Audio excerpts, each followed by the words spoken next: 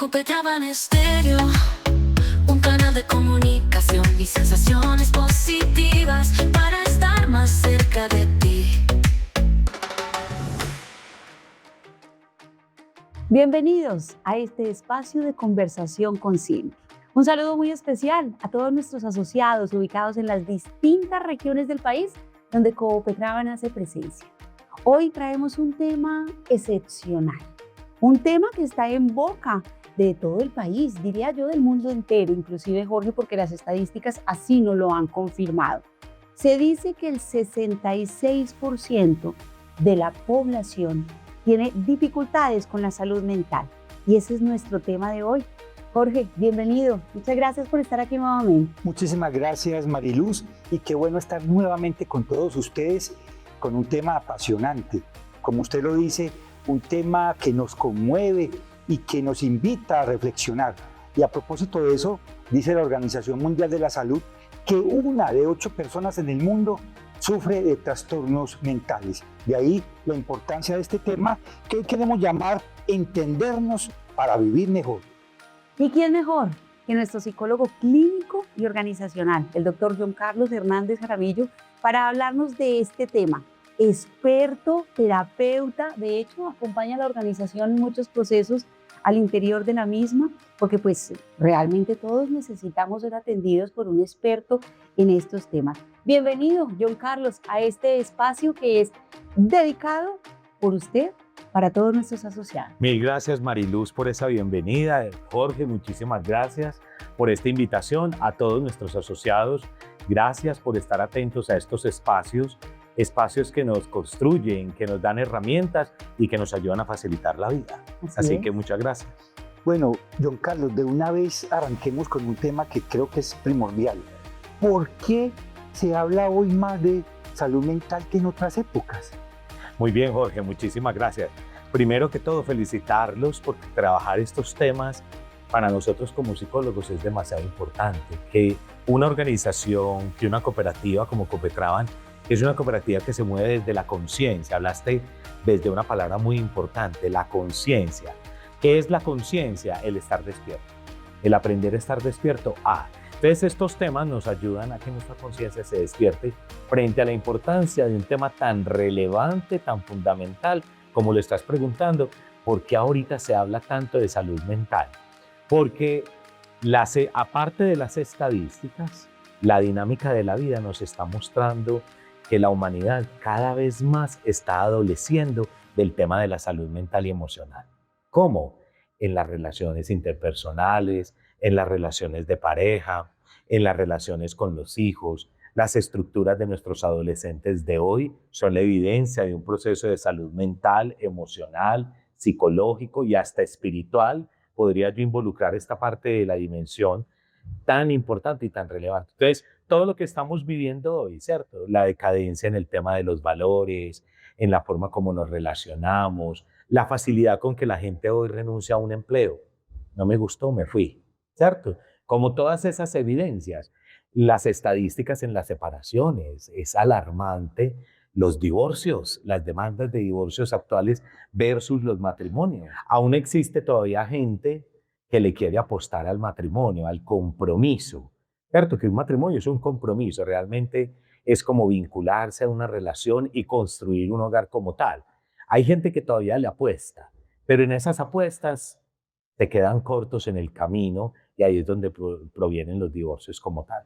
De ahí la relevancia y la importancia. Ese es un tema muy álgido en el tema de las relaciones de pareja, Jorge. ¿Por qué? Porque es que muchas personas se separan es porque llegan a una relación con un bajo nivel de salud mental y emocional.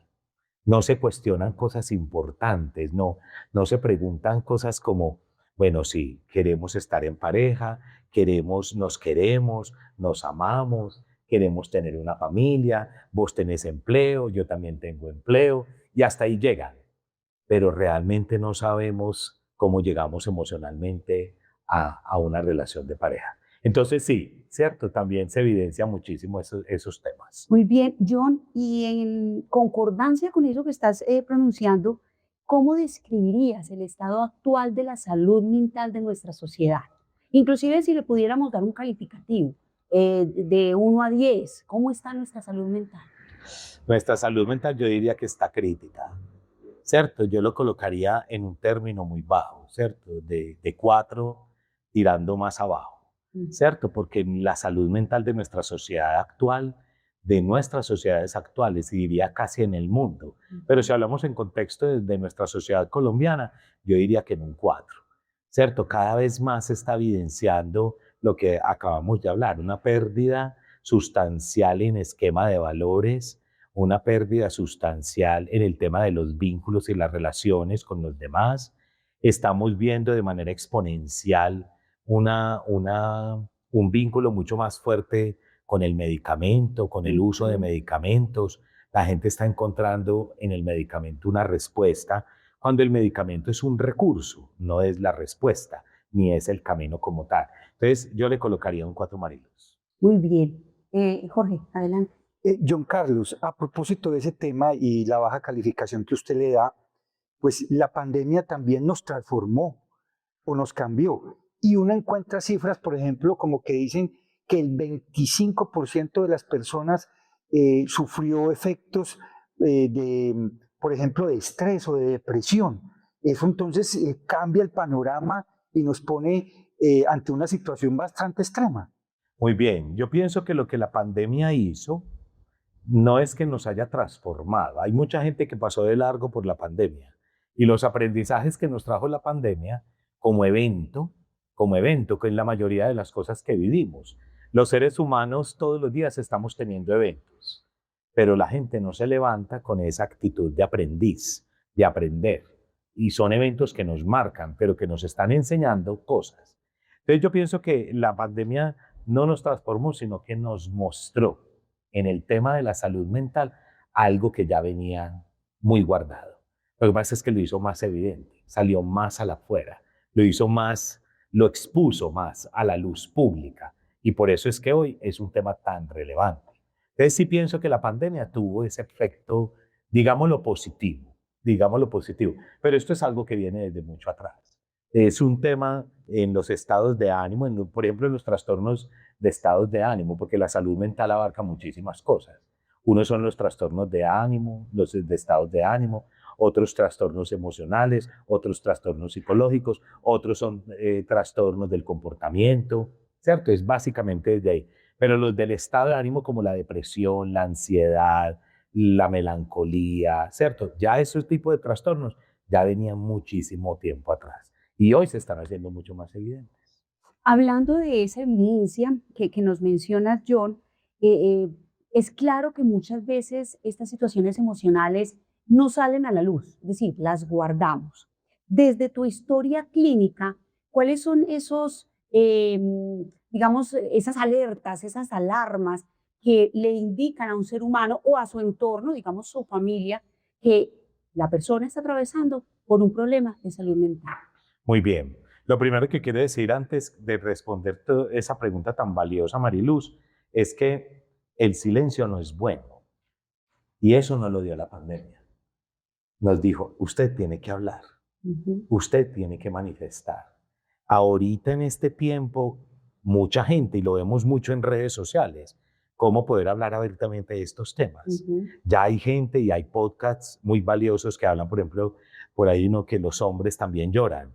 Le estamos dando espacio a un género que ha venido reprimido, guardado, que ha venido muy callado y silenciado culturalmente, ha venido muy callado porque es que al hombre antes no se le permitían esos espacios. La mujer ha tenido de cierta manera esa ventaja. La mujer llora, expone, siente rabia. Somos más emocionales. Son más emocionales y mucho más abiertas en cuanto a sus emociones, menos reprimidas en eso. Reprimen otras cosas, ¿cierto? Pero sí son menos cohibidas frente a eso. Pero en el hombre se está dando un espacio muy interesante. Entonces, el silencio no es bueno. Guardar silencio no es bueno. El tema de los secretos personales, eso no, yo voy a guardar este secreto. Busque aunque sea una sola persona, pero dígaselo. Sáquelo a la fuera, expóngalo. Yo todos los días ayer recibí 2 personas nuevas en mi consultorio. Me decían, qué alivio. qué alivio, esto que te dije hoy, Poder no hablar. se lo había dicho a nadie, me Claro. siento liviana, me siento feliz, me siento tranquila. Entonces, exponer, hablar, conversar, todo lo que yo sienta, sea bonito, no tan bonito, sea agradable o no agradable, yo lo tengo que aprender a manifestar, ¿cierto? Entonces, las señales que uno puede ver que una persona está padeciendo temas de estados de salud mental y emocional agobiantes, una es el silencio, el retraimiento, la parquedad, el alejamiento, la inactividad social, la poca sociabilidad, el poder estar, abrirse a nuevos espacios. Una persona que no expresa normalmente sus criterios, sus puntos de vista, son personas que hay que ponerles especial atención. Y aquí me surge otra pregunta, escuchándote responder, ¿cómo identificar la persona adecuada para hablar? Es decir, ¿cómo escojo yo a ese otro para que me escuche? ¿Es un terapeuta, es un psiquiatra, es un psicólogo, es mi mamá, es mi papá? ¿Cómo hacerlo? ¿Cómo identificar yo quién va a tener esa receptividad para, obviamente, escucharme y darme una luz, una recomendación o algo Muy por el bien. estilo? Yo diría que son dos aspectos importantes. Uno, la química. La biología muchas veces no falla, ¿cierto? Esa conexión desde lo químico, lo energético, lo que el otro me emana, Ujú. lo cómodo que empiezo a sentirme con una persona. Yo le digo mucho a mis pacientes, a las personas que van por primera vez, que lo primero que se tiene que fijar el día de hoy es cómo se van a sentir conmigo, cómo se sienten conmigo. Ujú. Porque cuando uno está buscando espacios, primero busca el ser humano, una conexión, algo que cuando tú escuches a otra persona, tú digas, qué rico escuchar a esta persona. Su tono de voz, su disposición, su lenguaje no verbal, la empatía en la escucha, el contacto visual. Eso hace que cuando tú le prestes tanta atención a alguien, esa persona se siente atendida, comprendida, amada, ¿cierto? Y el segundo, la intuición.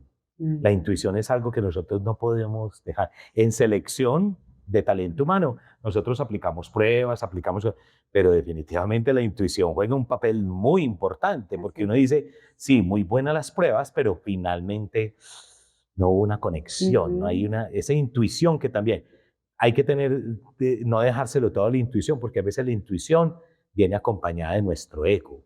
Entonces hay veces hay personas que nos pueden movilizar cosas, ¿cierto? De manera negativa, pero eso es producto de nuestro propio ego y de nuestras propias heridas personales que me llevan a ser muy prevenido con los demás. Muy bien, ya vamos a tocar ese tema de las heridas. Ese es maravilloso. Sí. Pero a propósito, John Carlos, usted está hablando de los silencios, está hablando de la intuición, pero entonces yo le pregunto por los hábitos y sobre todo porque generaciones anteriores tuvieron la salud mental como un tabú. No se hablaba mucho de eso, los abuelos, nuestros propios padres eran muy cerrados frente al tema. Entonces, hoy en día, ¿cómo tener un hábito que nos conduzca a cuidarnos mejor y también a cuidar nuestro entorno, nuestra familia, nuestra pareja? Muy bien.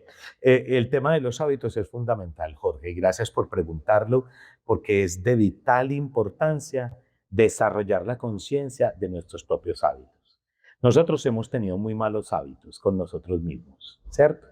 No tenemos autocuestionamientos, no vamos a nosotros mismos, no tenemos ese hábito saludable de autoconocernos, de autoevaluarnos. Tenemos el hábito de criticarnos, autocriticarnos, autodañarnos. Por ejemplo, mirarse al espejo es un hábito dañino para mucha gente.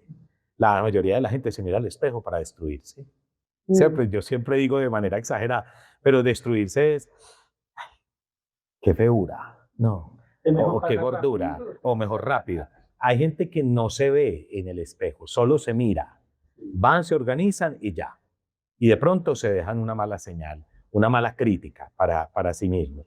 Entonces, ese hábito de aprender a estar conmigo mismo de una manera sana y saludable, hablarme amablemente, tener un diálogo interno positivo, tratarme con amor, con benevolencia, tratarme con positivismo, encontrar en mí el potencial, ayudarme a encontrar todo lo valioso que yo soy, ¿cierto? Para concretar y volverlo en una palabra técnica, autoestima. Es el mayor hábito, es como el inicio de todas las relaciones humanas. ¿Tú quieres ser exitoso en las relaciones humanas? comienza por tener una relación sana y saludable, positiva contigo. Yo no estoy hablando de desarrollar, yo digo a mis pacientes muchas veces, vamos a trabajar en ese amor propio, en esa autoestima, pero no te vamos a convertir en un egocéntrico narcisista de esos ya polarizados, ya muy fuertes, no. Un amor sano, saludable, bonito. Hay veces nos enamoramos más, hay veces no, siempre. La gente se enamora más de otra persona que de sí mismo. Y desarrollo pasiones y un apego ansioso por la otra persona. Y si la otra persona no está, nos volvemos desesperados, desesperadas, ¿cierto? Como que todo eso. Pero cuando no estamos nosotros, ¿qué? ¿Por qué nos olvidamos? Entonces, el hábito fundamental, Jorge, tiene que empezar por sí mismo. Autoconocimiento, Aquí ya lo anoté. autoconfianza, autovaloración, autoaceptación. La gente no se acepta, no les gusta lo que ven en el espejo, qué feura, pero yo tengo que ser así, porque ya nos dejamos involucrar mucho más del medio como tal. Entonces, para mí, fundamental, el hábito de amarte, de ser generoso contigo mismo. De ahí se desprenden otro tipo de hábitos que tienen que ver con los procesos de salud mental y emocional. John, en el día a día y en lo que vemos en nuestro entorno, siento que estamos normalizando algunas sensaciones o emociones como el cansancio, la tristeza, quizá el aburrimiento también. ¿Cómo identificar cuál es una señal que de pronto nos pudiera a nosotros decir, esto no es normal, esto ya es algo más profundo y necesita atención, ¿cierto? Muy bien, muy bien. El cansancio voy a dividirlo pues como en las dos características de las que estás hablando, de las dos emociones que representan, ¿cierto? El cansancio pareciera en este tiempo inevitable. Y es inevitable porque la gente se acostumbró y normalizó el estrés y la ansiedad. Piensan que todo sí tiene que hacerse ya. Y si yo no corro, si no me vuelvo ansioso, ¿cierto?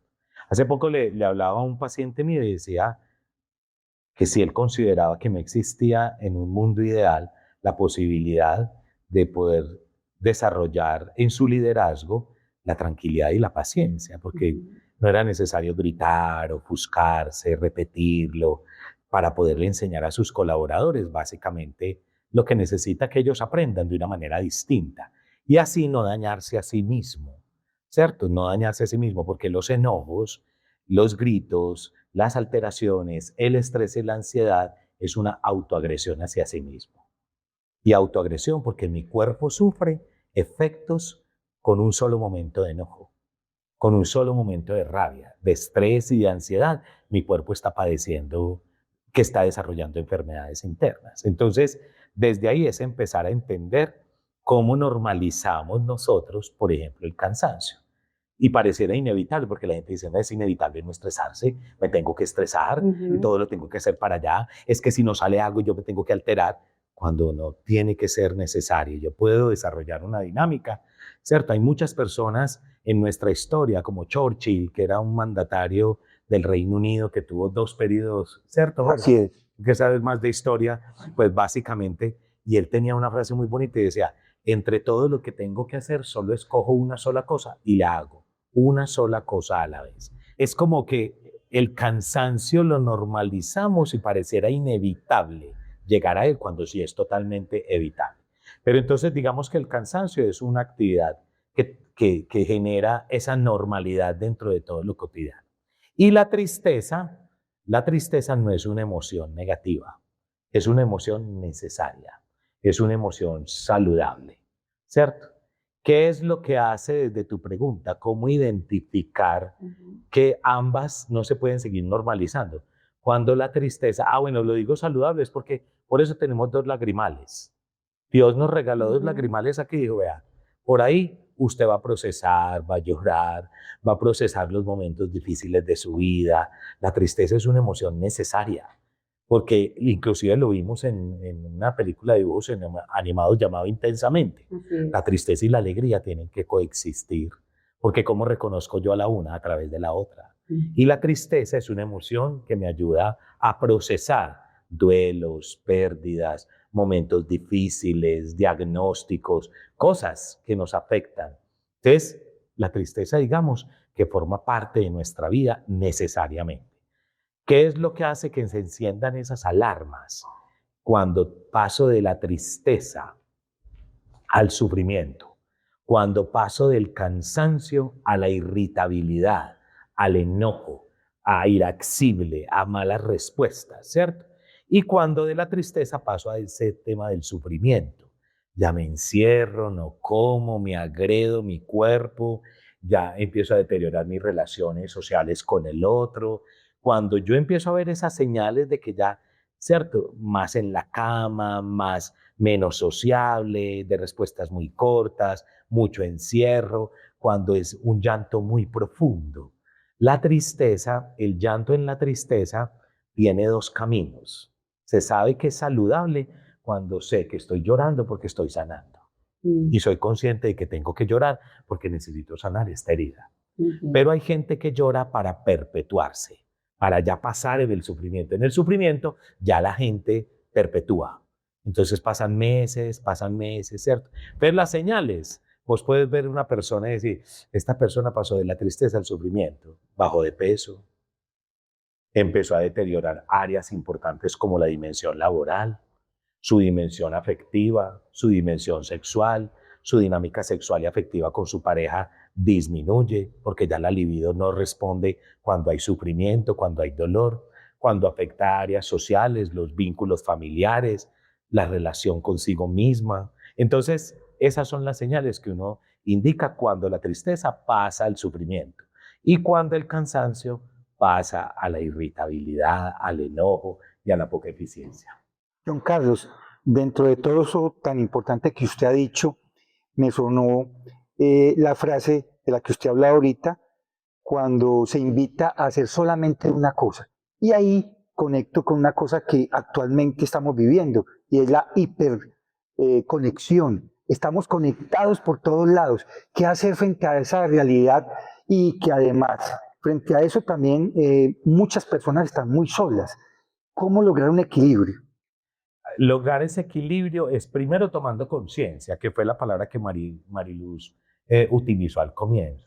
La conciencia es importantísima. Yo diría que el gran objetivo de la psicología es ayudarle a las personas a despertar su conciencia.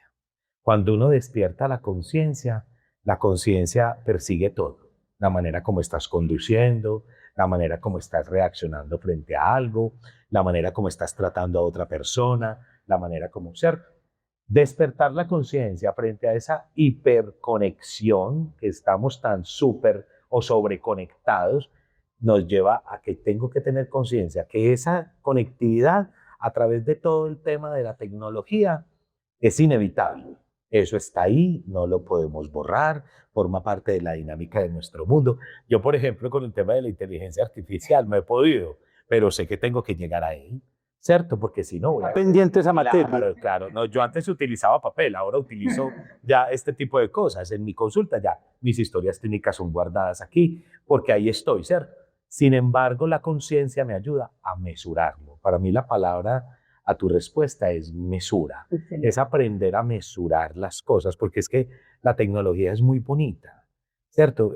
Primero porque proviene del ingenio humano, y eso, el ingenio humano es inspiración divina. Eso es muy bonito, ¿cierto? Eso es muy hermoso. Lo que pasa es que no nos han enseñado a utilizarlo mesuradamente. Entonces yo puedo generar esa conectividad, pero con mesura. Eso no me lleve, porque es que los extremos siempre son abrumadores y no son sanos ni saludables. John, se habla mucho y yo lo he leído porque digamos que soy ávida de conocer un poquito de este tema, de que las heridas de la infancia tienen mucho que ver con el comportamiento que como adultos tenemos, con ese relacionamiento, con ese hacer del día a día. Desde tu historia, desde tu experiencia, desde esa relación con tantos pacientes, ¿cómo podemos explicarle a nuestra gente, a quienes van a escuchar este podcast, que deseamos que sean muchos, qué tan importantes son las heridas de la infancia? Primero, ¿qué son las heridas de la infancia? ¿Qué tan relevantes o importantes son y cómo las podemos manejar? Muy bien. Ese tema me gusta muchísimo. Sí. Es el tema, diría yo, principal. Es un tema que tenemos que sacar más a la luz, porque de ahí se deriva el estado integral de nuestra salud mental y emocional. Cuando hablamos de salud mental, estamos hablando de una parte del tema de la salud.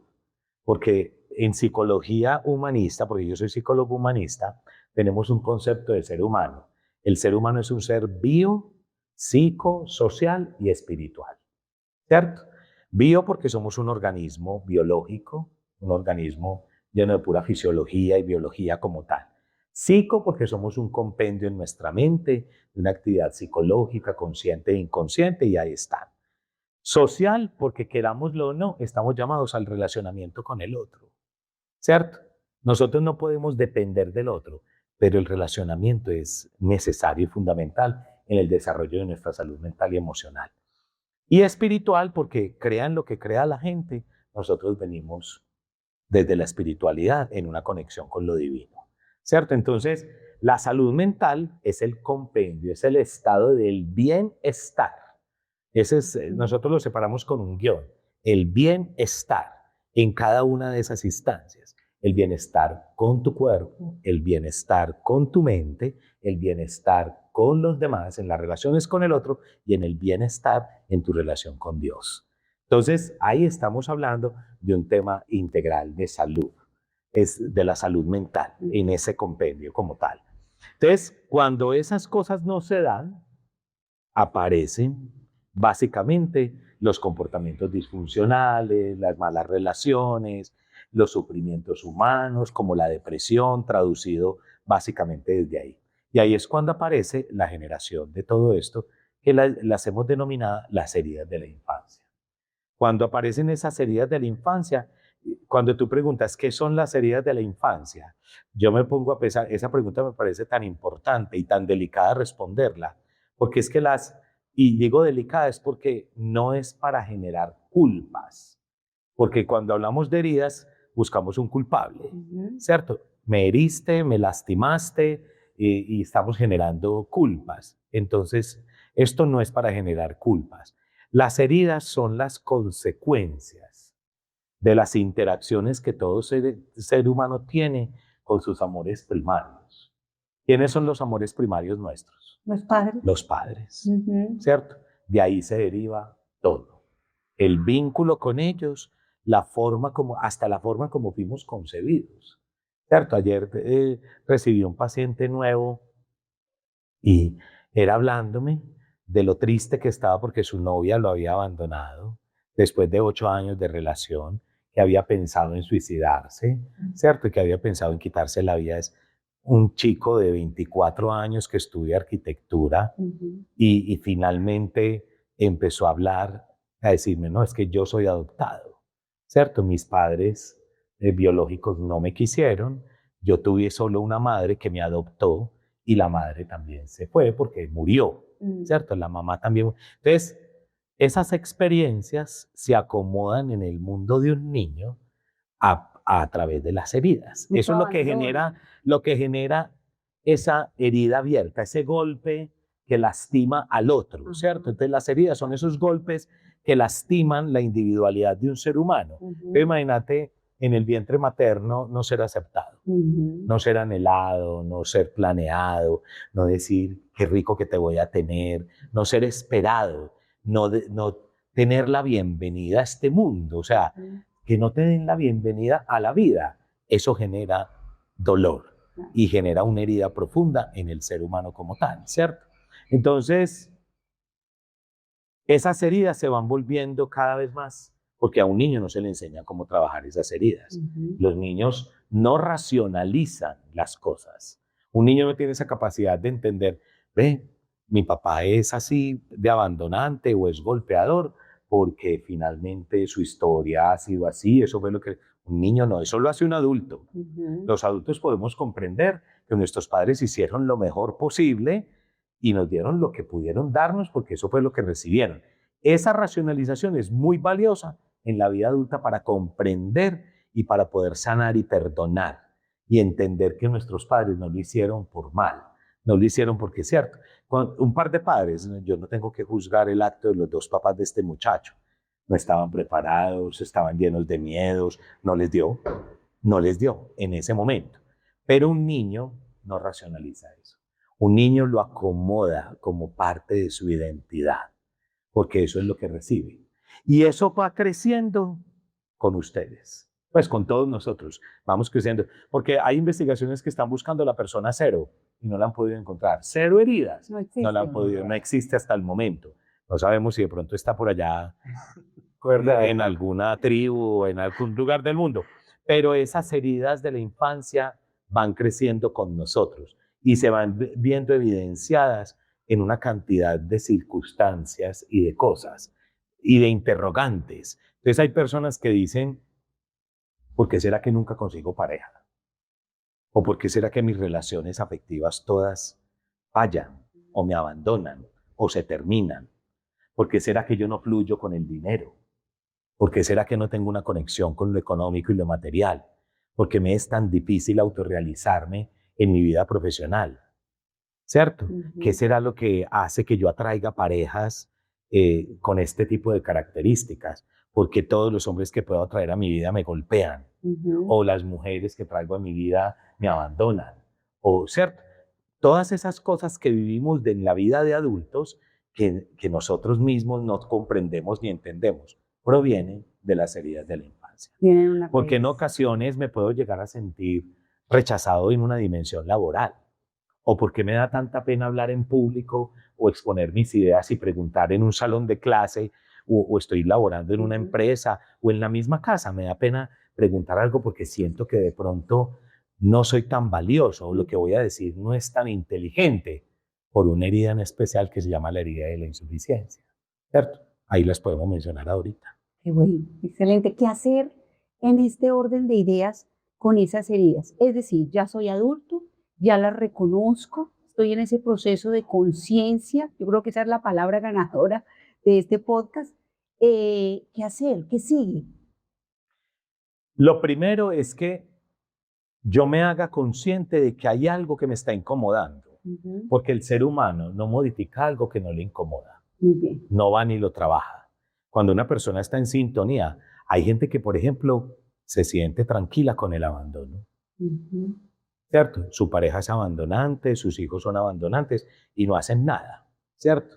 Lo primero es tomar conciencia que esto está afectando mi proceso de felicidad, de bienestar en las diferentes estancias de mi vida que las mencioné ahorita. Es decir, que eso me trae problemas. Claro, por ejemplo, uno de los problemas que traen las heridas de la infancia en la dimensión física son las enfermedades. Yo tengo que aprender a escuchar mi cuerpo, porque mi cuerpo es tan sabio, tan hermosamente sabio, que me está hablando y me está diciendo, ahí hay 1, 2, 3, 4 y 5 heridas abiertas.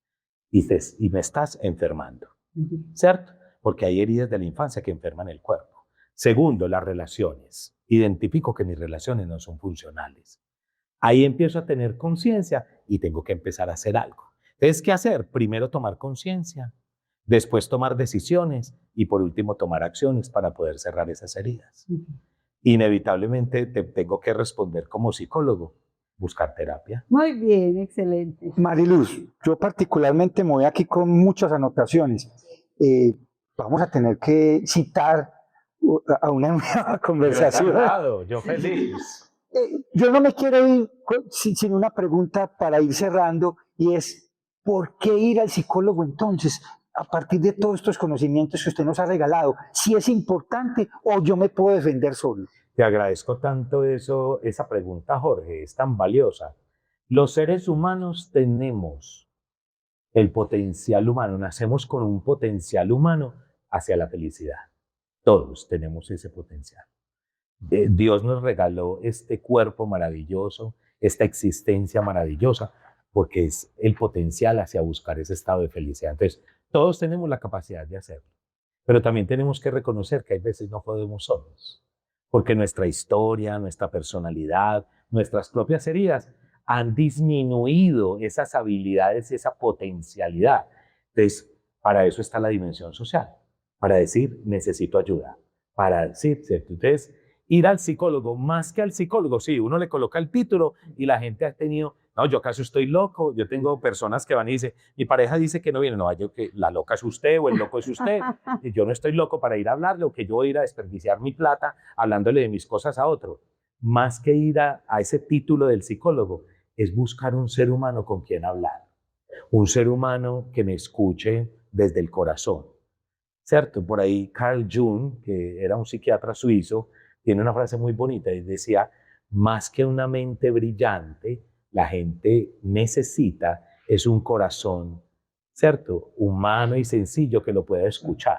Entonces, ir al psicólogo es buscar una persona que te escuche con generosidad, que no te haga sentir juzgada ni juzgado, sino que te va a entender, que te va a escuchar desde lo que sintas desde adentro para poderte orientar y acompañar en ese proceso bonito de estar en bienestar contigo mismo. Muy bien, John, ¿qué le dirías en este instante a las personas que hoy se sienten abrumadas, que tienen un peso físico y un peso emocional, pues entendiendo que esto está conectado? ¿Cuál sería tu mensaje? Mi mensaje para esas personas que están sintiendo ese peso existencial desde adentro, desde su íntimo de su ser, primero, que paren, que se sienten consigo mismas y consigo mismos y tomen una decisión. Y tomen la decisión de amarse, de quererse, de ir a buscar esa ayuda. Si no puedo solo, buscar esa ayuda para poderle decir al otro, acompáñeme en este proceso de amarme porque no sé cómo hacerlo. Entonces, lo primero que digo es, yo siempre digo que cuando yo estoy viviendo situaciones, siéntese, respire, ¿cierto? Porque respirar te ayuda a que tu mente y esta parte prefrontal se aclare y una vez esté clara, te ayude a gestionar emociones sanas y saludables que te inviten a buscar ayuda. John, un libro y una película. Un libro y una película. Bueno, uno de mis libros favoritos es El hombre en busca de sentido. Inevitablemente, Víctor Frank para mí él trabaja mucho el tema de la logoterapia, que es como el enfoque que yo desarrollo mucho en mis acompañamientos humanos a otras personas. Para mí, Víctor Frank es un ser humano, o era un ser humano porque ya murió, que escribe desde el alma, describe desde el dolor y ayuda a entender lo importante que es darle significado a la vida a partir de las pérdidas y de los momentos límites de nuestra vida. Entonces, inevitablemente un libro es muy básico de leerlo, El hombre en busca de sentido de Víctor Frank. Y una película, ese hay tantas. Por ejemplo, para mí La cabaña es una película que enseña el perdón, es espiritual, muestra a Dios de una manera muy distinta, eso me encanta. Y me atrevería a agregarle otra película, Mari, si me lo permites, El camino del guerrero. No es una película comercial, es una película que pueden conseguirse en YouTube, pero El camino del guerrero me parece una película de toma de conciencia importantísima. Así es. ¿Listo? Juan Carlos, yo termino a propósito de estas preguntas cortas de Mariluz. ¿Cuál es su día de la semana, el favorito?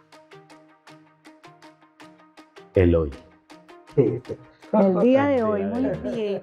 Ese es mi día favorito, el poderme despertar y ver el amanecer independiente como está. Este es el día favorito de mi semana, todos los días, cada momento del despertar, ¿cierto? Porque no tengo como preferencia, para mí todos los días son iguales. Hay gente que, por ejemplo, los lunes es muy abrumador, porque es el lunes, hay que comenzar a la hora. Para mí es fascinante. Y los viernes y los sábados y los domingos, para mí todo. Excelente. John Carlos, mil gracias por haber ustedes. aceptado este espacio, por tu tiempo, por esos mensajes tan poderosos, tan llenos de amor, de calidez.